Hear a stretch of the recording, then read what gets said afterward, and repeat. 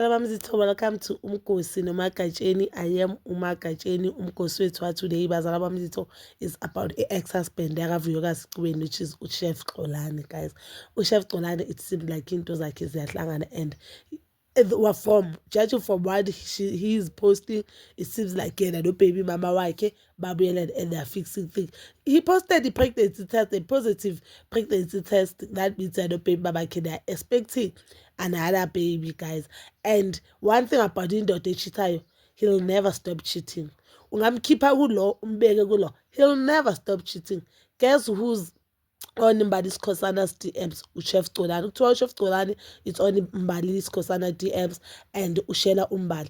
Ask me why, I feel like Chef Xolani, he deeply wanna be influential. He deeply wanna be well known, but akafuna ukusebenza hard because he could easily post his skills. Like, I guess he's talented.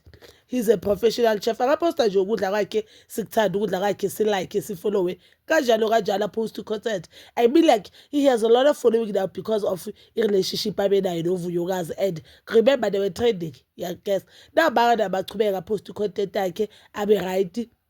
I told a lot of following, I told a lot of likes, and I get to say that we men of God ubuyele kuNkulunkulu. Yabona nje labantu abaya kuma podcast bafika lapha bakhuluma hayi umen of God chichi basuke nje badlala kathi because he's not the first one ukwenza lento ayizini. Casper Verse once did the same thing. So Chef Xolani once went to podcast sakho Nkosikotheni. And what I loved, as much as we wanted him to talk about Vuyokazi, but he didn't talk about Vuyokazi, and I respected him for that because it shows good who Chef Xolani before Vuyokazi, and he'll always be Chef Xolani. He's Chef Xolani even after Vuyokazi. I didn't get the need to go to the Vuyokazi because of relationship and then there was nothing bakakhuluma ngayo lapha. Angithi decided ukubuyela kuba baby mama. But what advice I wanted to tell you about that, especially women, guys. This lady keep all the laundries one dot, and we were saying ukuthi akafuni ukuchithela ukudidlisela isithunzi somyeni wakhe phansi uChef Xolani, but ufuna ukuyisela uVuyokazi phansi. I'll tell you why.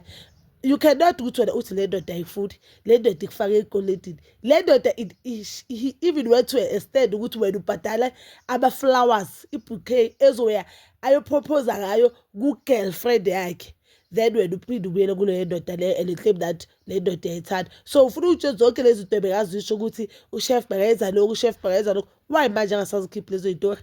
You know why? Because indoda ibuyele ki uhappy ke manje akasupposed ukuthi uChef Xolani akasawondli. Do you wanna tell me ukuthi sithi uChef Xolani ahlukane noVuyokazi sakawondli indoda, sakawondli umntwana like kahle? He's paying him maintenance kahle. He's there for them, both of them. If he's there for both of them, why asise kuma DMs wabanye abantu?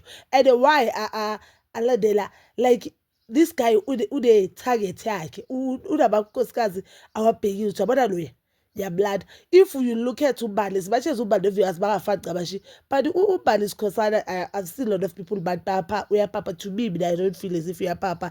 And ulomfazi like a lot of men bamfuna, we are clean, we are pega, we are tan, unothandwa eliningi. noVuyokazi bekanjalo. uVuyokazi was down to earth, uphendula kahle ngenhlonipho. Unothando oluningi ngeke uVuyokazi nathi reasoning capacity yakhe right, you get. So that means the type yabantu besimame that he knows ukuthi you know what labantu they love you till death. And I think no baby mama kunjalo because how will you go back? Why will you go back kumuntu obaziyo ukuthi wakujubilate emhlabeni wonke, umuntu owatshela umhlaba ukuthi mina ngimfundi lo muntu lo, umuntu wena owahlala naye wabuilda naye wathi bakasanemali sakahola in euros. Hayi wabona kahle ukuthi you know what mina njengoba sihola sengasaholi ngamarandi bele ngilobole umuntu engakazi ngamizi.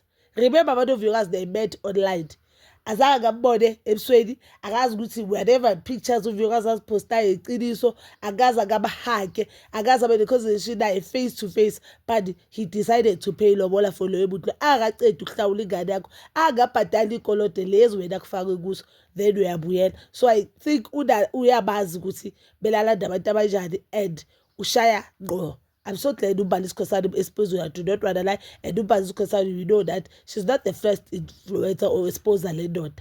She's not the first influencer exposer landlord.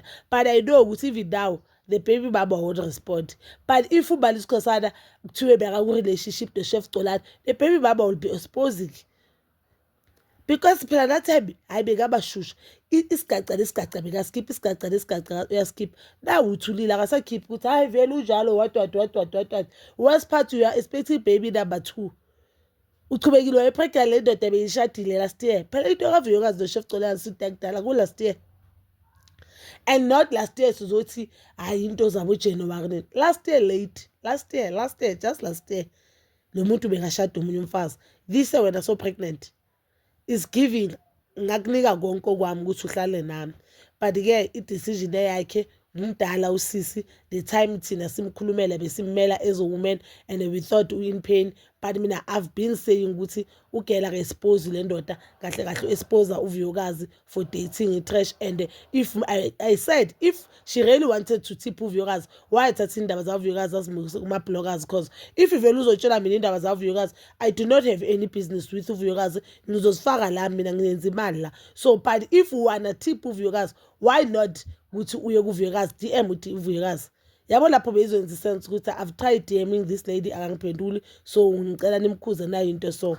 And why ukuthi ukhiva the conservation obenayo nomfana obviously abafana abahlala basho umfana manje if especially abantu fana abafana no-chef Xolani ongabazi bafuna nempilweni obviously maka nami if ushadile maka nami uzothi akafuna unkosikazi wakhe uzokhuluma unkosikazi wakhe kabi wena mawukhipha that call uthi wenzani uyethenzani. But namhlazi usiza uVuyokazi ngoba uVuyokazi nangu uphumile kulo bhuti and uyasho ukuthi she doesn't want anything to do with the bhuti nje uzibhopela 28k yamalobolo of which is a bonus vele imali yamalobolo ayibuyele emuva.